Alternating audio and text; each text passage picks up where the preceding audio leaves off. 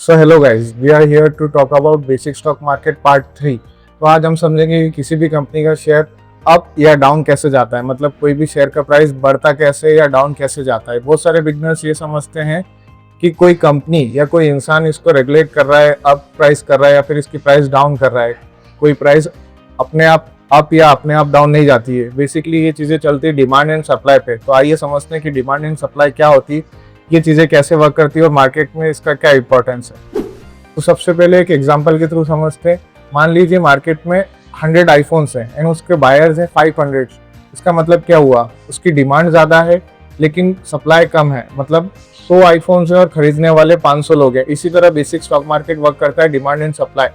Demand अगर ज़्यादा होगा तो प्राइस बढ़ेगा, मतलब जो आईफोन 100 आईफोन्स थे, अब उसको खरीदने के लिए 500 लोग हैं, तो जाहिर सी बात है उसकी डिमांड बढ़ गई है तो उसके प्राइस भी बढ़ेंगे। इसी तरह बेसिक स्टॉक मार्केट में क्या होता है, किसी भी कंपनी के शेयर्स की डिमांड ज्यादा होती है तो उसके प्राइस बढ़ते हैं और सप्लाई अगर ज्यादा होती है तो प्राइस कम होते हैं। इसका मतलब क्या है, मान लीजिए 500 आईफोन से उसको खरीदने वाले सिर्फ 100 लोग हैं, तो इस तरीके से क्या होगा, उसके डिमांड्स कम हो गई और सप्लाई बढ़ गई। अगर डिमांड ज्यादा होती है तो प्राइस बढ़ती है, अगर सप्लाई ज्यादा होती है तो प्राइस कम हो जाती है। बस यही बेसिक स्टॉक मार्केट में काम आता है। अब सवाल आता है, आखिर डिमांड बढ़ती क्यों है या घटती क्यों है।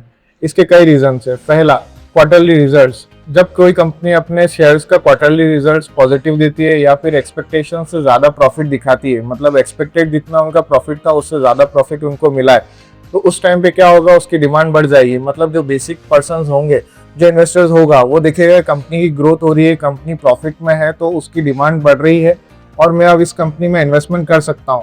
जैसे वो इन्वेस्टमेंट करेगा वैसे दूसरे लोग भी उसमें इन्वेस्टमेंट करना ट्राई करेंगे, तो उस तरीके से उसकी डिमांड बढ़ रही है। लेकिन अगर वो कंपनी क्वार्टरली रिजल्ट्स में अपना प्रॉफिट की जगह लॉस बताती है, मतलब जो एक्सपेक्टेड रिटर्न्स थे उससे कम उनका प्रॉफिट हुआ है, तो उस वजह से क्या होगा कि जो नॉर्मल इन्वेस्टर्स होंगे वो घबरा जाएंगे और देखेंगे कि कंपनी को उतना प्रॉफिट नहीं हो रहा है जितना उनकी एक्सपेक्टेशंस थी। उस कारण क्या होगा, जो नॉर्मल इन्वेस्टर्स होंगे उस कंपनी में जिसने इन्वेस्टमेंट कर रखा होगा, वो अपने शेयर्स को सेल करने लगेगा, मतलब उसकी डिमांड कम हो जाएगी और सप्लाई ज्यादा हो जाएगी। लोग अपने शेयर को सेल ज्यादा करने लगेंगे, उस वजह से कंपनी का शेयर क्या हो जाएगा, नीचे आने लगेगा।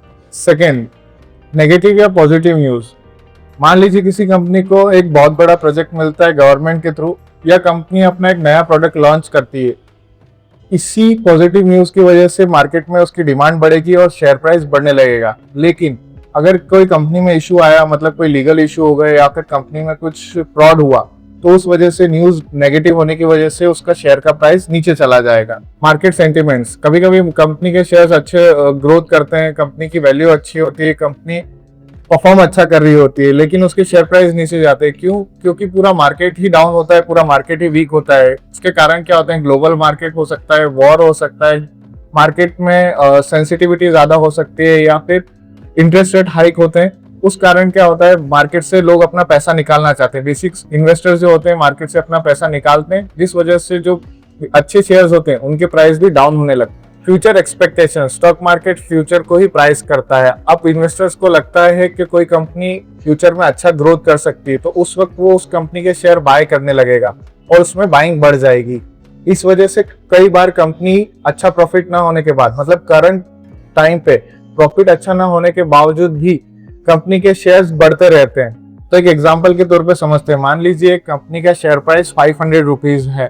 अब एक कंपनी आके अनाउंस करती है कि हम अपने कंपनी का प्रोडक्शन बढ़ाने वाले हैं और 5 अलग अलग कंट्रीज में अपने नए प्लांट्स डालने वाले हैं। तो ये न्यूज सुनकर जो इन्वेस्टर्स होते हैं वो अपनी उस कंपनी में इन्वेस्टमेंट करना स्टार्ट कर देते हैं, तो उस कंपनी की डिमांड्स बढ़ने लगती है। तब वो प्राइस कैसे बढ़ेगा, जो कंपनी का प्राइस 500 रुपीज था कुछ दिनों में 540 हो जाएगा और कुछ दिनों में 560 रुपए हो जाएगा। उसी तरह कंपनी मान लीजिए क्वार्टरली रिजल्ट्स में अपना लॉस बताती है, मतलब जो एक्सपेक्टेड रिटर्न्स थे उससे नीचे आ जाता है, मतलब जो 500 रुपए का प्राइस था अब वो कितना हो जाएगा, 480 रुपए हो जाएगा। वो क्यों होगा? क्योंकि जो उसके एक्सपेक्टेड रिटर्न्स थे वो नहीं आए और इन्वेस्टर्स जो होंगे उसके जो शेयर्स रखे होंगे वो अपने शेयर्स सेल करने लगेगा और उस शेयर के प्राइस नीचे आने लगेंगे। तो इसी वजह से क्या होता है, कोई भी कंपनी के शेयर अप या डाउन जाते हैं। मार्केट में कई एक्सपेक्टेशंस होती हैं इन्वेस्टर्स की, और मार्केट में कई प्रोडक्ट्स होते हैं जो प्रॉफिट में भी होते हैं और लॉस में भी होते हैं।